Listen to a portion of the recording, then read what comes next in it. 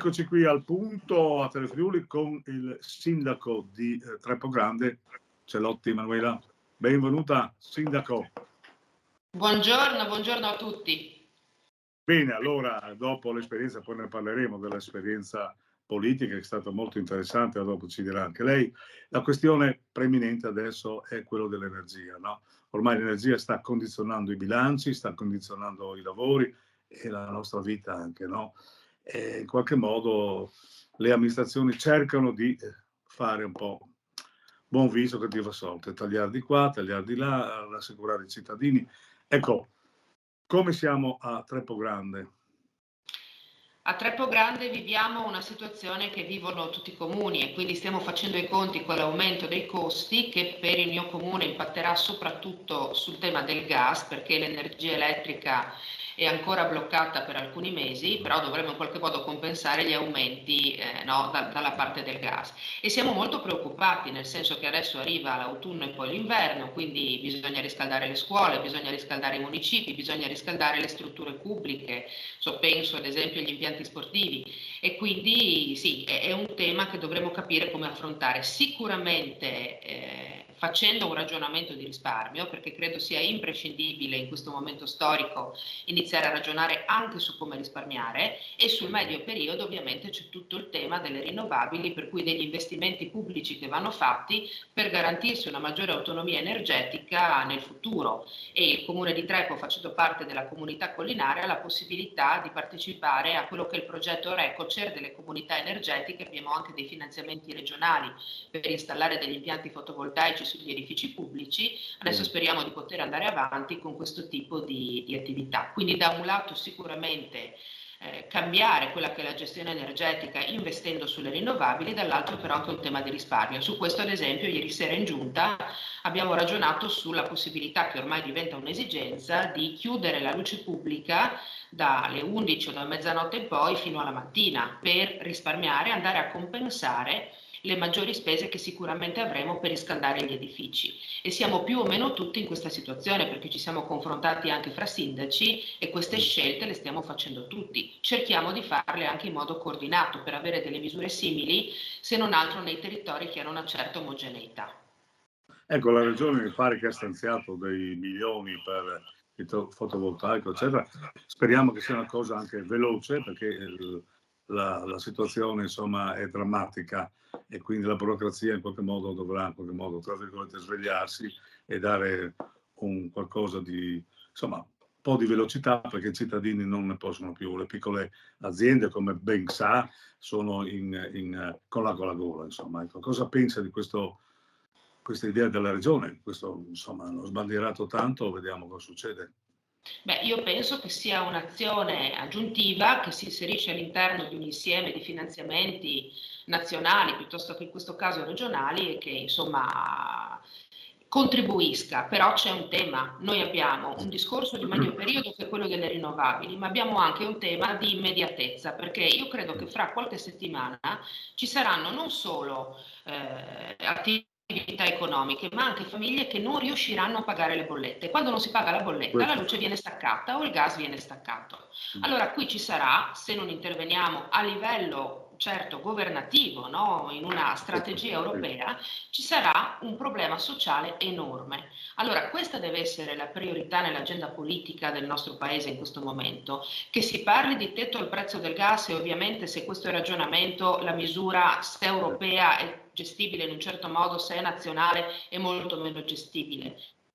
Che si parli di staccare quello che è il costo dell'energia prodotta con rinnovabili da quello che è il prezzo del gas, che è un'altra cosa secondo me assolutamente necessaria, che tra l'altro riconoscerebbe quelli che sono i passi avanti che sono stati fatti in questi anni rispetto alle rinnovabili, no? Perché l'energia prodotta con le rinnovabili credo sia assolutamente giusto, soprattutto col prezzo del gas a questi livelli, che venga calcolata a livello del suo valore su quelli che sono i costi reali di produzione, perché la speculazione, non dimentichiamoci, c'è anche da parte di chi produce con rinnovabili ma poi vende l'energia elettrica al prezzo del gas.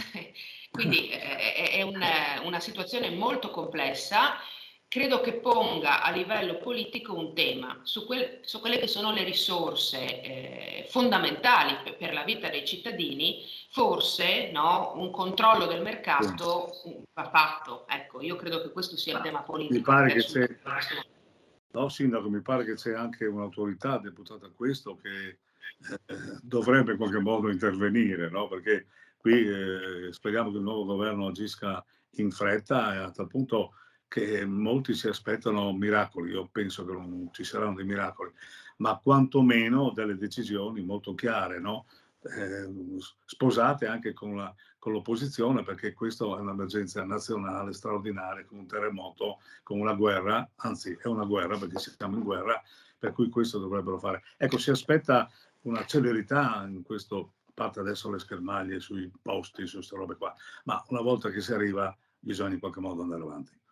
Dipende da quanto peseremo in Europa, ovviamente, quindi dalla credibilità che il nuovo governo avrà rispetto alle dinamiche europee e dalla possibilità conseguente di incidere su quelle che sono le scelte, perché come sappiamo i diversi paesi hanno degli interessi diversi e quindi le posizioni non sono, no, omogenee rispetto al tema, ad esempio del tetto al prezzo, piuttosto che... E quindi quanto l'Italia riuscirà ad incidere sarà l'elemento fondamentale per capire quali misure, spero nel breve periodo, riusciremo poi a portare a casa per contenere questa emergenza che il nostro Paese vive in modo particolarmente grave. Anche perché noi siamo un paese di trasformazione senza materie prime, eccetera, eccetera. Poi tutto questo condiziona un po' anche i lavori pubblici dei comuni, no? Cioè, voi avete progettato, fatto tutto quanto, però insomma poi tra costi, ditte, richieste, revisione dei prezzi, insomma, insomma la cosa è pesante, no? A Trempo Grande avete ancora dei progetti in itinere, no? A che punto sono, Sindaco? Abbiamo domanda giustissima in questo momento storico. Abbiamo diverse progettualità che sono in fase esecutiva. Non possiamo approvare il progetto esecutivo perché a questo punto ci manca la copertura economica per l'opera, che è partita con uno stanziamento 3 anni fa o 2 anni fa, quando abbiamo iniziato a progettare, o anche un anno fa per alcune opere più piccole. Poi con l'aumento dei prezzi che c'è stato e che è stato ratificato dal preziario regionale, un aumento del 20 e anche del 30%, a questo punto manca la copertura e quindi non puoi neanche approvare il progetto e tantomeno puoi affidarlo. Allora, su questo io dalla Regione mi aspetto un intervento e mi spiego meglio. Torno alla concertazione. 300 milioni di euro distribuiti negli ultimi 2 anni a finanziare opere che in alcuni casi non hanno nemmeno la progettazione ancora. E stiamo tenendo ferme opere che hanno già progettualità esecutive perché manca la parte economica legata all'aumento dei costi, no, delle materie prime e delle lavorazioni, ma soprattutto delle materie prime, che non viene coperta ed è impensabile che comuni della dimensione del nostro possano utilizzare l'avanzo per andare a coprire la parte mancante di 3, 4, 5 o anche 6 opere pubbliche. Allora io credo che in questo momento una politica regionale debba assolutamente essere, e spero che la concertazione che si chiude il 14 vada in questo senso. La politica regionale, dico, dovrebbe andare a finanziare la quota mancante delle opere già progettate, perché altrimenti stiamo tenendo fermi milioni di euro di risorse che non vengono utilizzate perché magari mancano 100 o 150 mila euro per poter affidare i lavori. Allora, credo che sia assolutamente prioritario ragionare in questo senso. Chi ha già progettato delle opere ma ha in questo momento delle difficoltà, no, a procedere con l'esecuzione, possa ottenere dei contributi, spero quelli della concertazione che, ripeto, si chiude il 14, per poter avere le risorse necessarie a procedere, altrimenti stiamo veramente tenendo fermi milioni.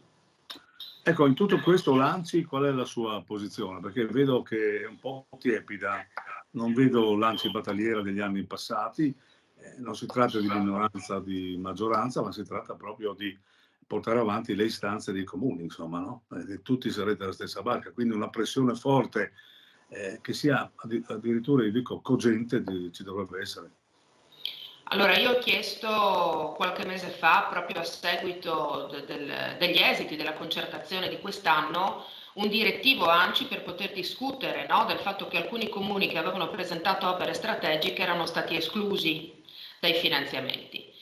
Abbiamo fatto anche un incontro in CAL, abbiamo incontrato l'assessore regionale 2 volte e ci siamo lasciati con l'ipotesi che ANCI potesse elaborare, insomma, una riflessione e proporre dei criteri per la gestione delle future risorse. Quindi di fatto si è riconosciuto che le cose non sono andate, no, in modo molto equo.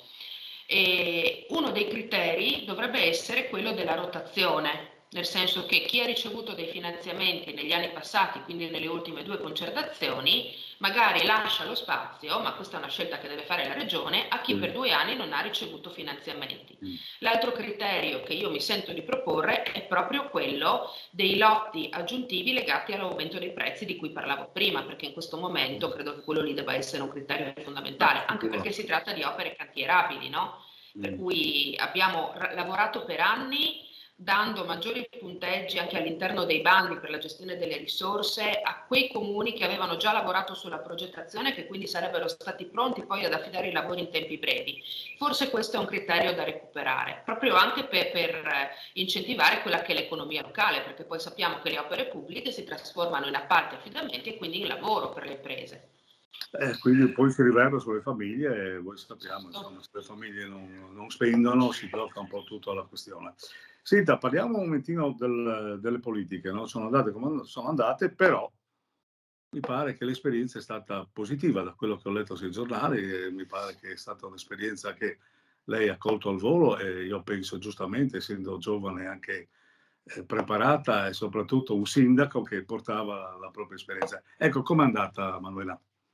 Allora, per me è stata un'esperienza veramente molto interessante e anche molto appassionante. Ho avuto la possibilità di trattare temi che non sono i soliti temi che trattano i sindaci, di incontrare molte persone, diversi territori, ma anche di ascoltare e di raccogliere le istanze che da questi territori arrivano.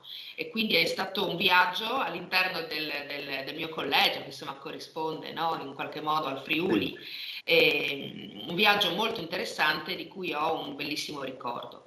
Ora però credo che tutta questa raccolta di istanze e di riflessioni vada messa a frutto, nel senso che pensando anche alla parte politica di cui io faccio parte, credo sia assolutamente necessario, anche in vista delle regionali, avviare un percorso di riflessione, di confronto con i territori che abbia dei termini chiaramente programmatici, cioè dobbiamo iniziare a ragionare sul che cosa noi proponiamo.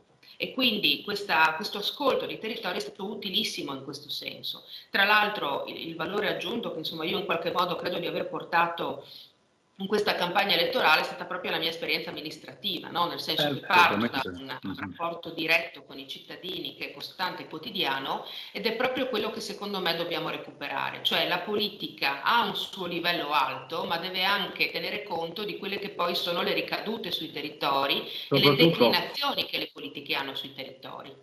Tornare alla realtà. Bene, allora, grazie caro Sindaco per la sua esposizione, è stata perfetta a questo punto, ho dato tutte le sue indicazioni, naturalmente ci vediamo la prossima volta e auguri a Trepogrande e a tutta la sua amministrazione.